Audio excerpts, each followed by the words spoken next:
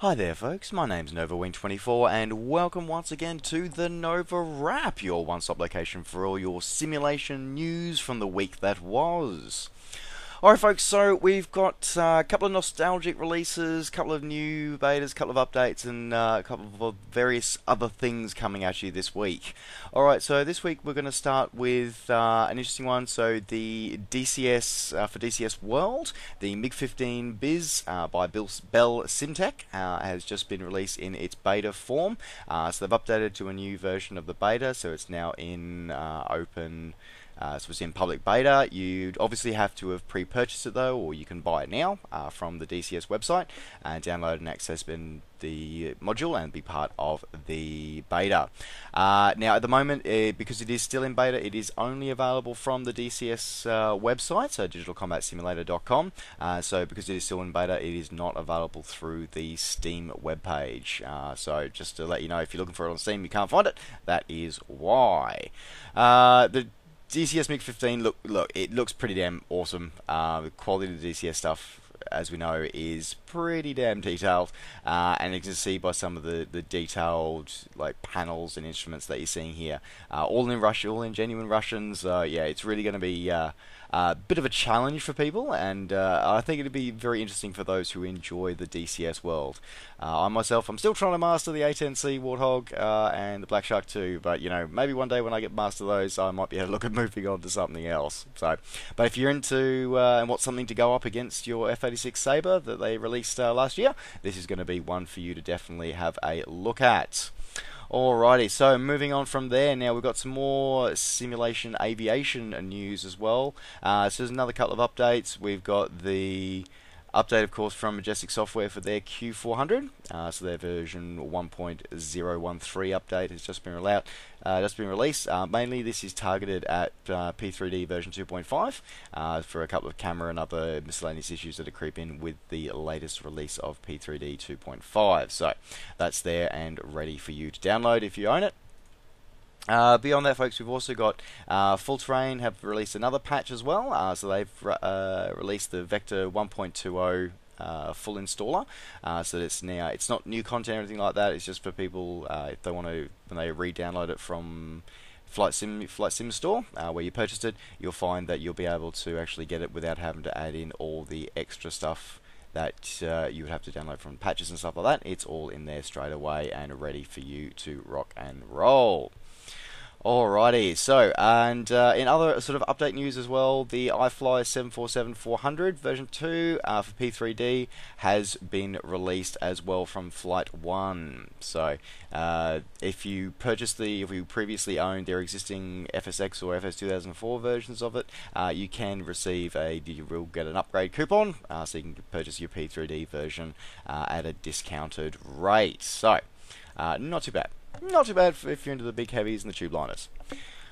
From there, we move on to a bit more scenery stuff. So the guys over at Aerosoft, they've released 2 more in their Night Environment series of scenery add-ons. So they've released Connecticut, Rhode Island, and they've also released Pennsylvania. So these ones are fully compatible with FSX, FSX Steam Edition, and P3D straight out of the box, and they will work comfortably alongside FTX's products as well, which is always nice to know that it does actually work alongside it, because having been involved a few times myself, you can get all sorts of interesting quandaries and random things happening when things aren't supposed to work together. So there you go. Some more DLC out as well. There's a lot of DLC. As I said, a lot of DLC this week.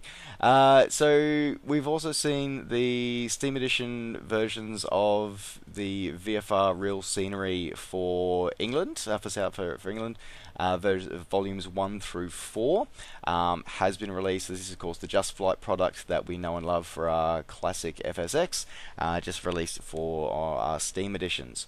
Now, it's not bad. It's not bad, but it's really starting to show its age. It really is. Essentially, what a lot of the reviews and comeback is that it is photoreal scenery. So it looks great from above 2,000 feet, but if you like getting down in the weeds, then you're going to find it's going to be very, very flat. and because it is an older product that hasn't been updated yet, we're still looking at things from around about to the year 2000, 2001. So haven't done any updates, which is a bit of a shame. But yeah, as I said, if it is something you're looking for, or you've thought about adding it to your pack, and you're doing a lot of tube liner stuff from 20,000 feet, then probably going to help you a little bit. But if you like getting down and down in the weeds, we're doing some real flying down there, then it's possibly not going to be the one for you. Anyway, you can purchase the volumes individually, or you can purchase them as a pack of 4, currently on sale until the 3rd of March. So there we go.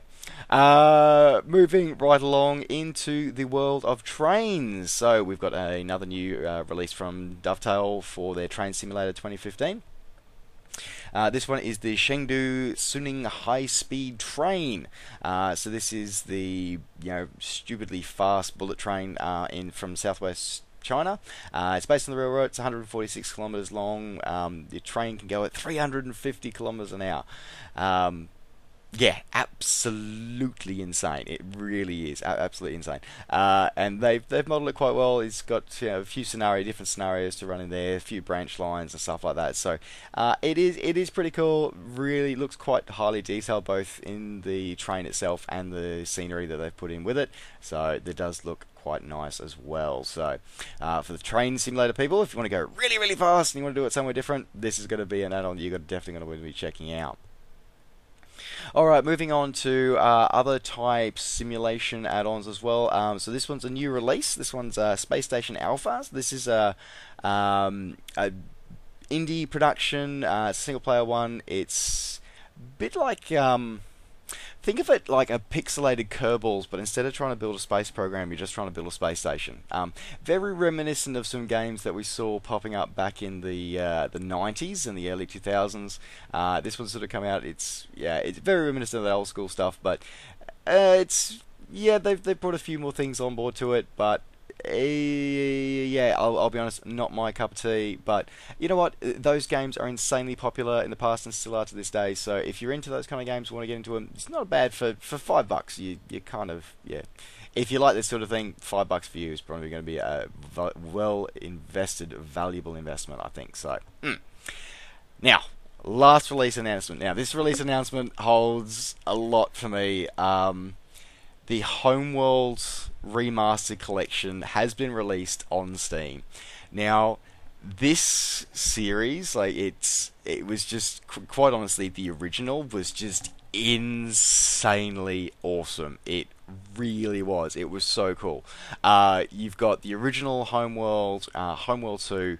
You get both the original release as it was when it was first released back in the 90s, and you also get the remastered edition. Now, some people might say it's a bit pixelated and stuff like that, but tell you what, it's still insane. The 3D modeling for the time was incredibly awesome, and to this day, it looks even better.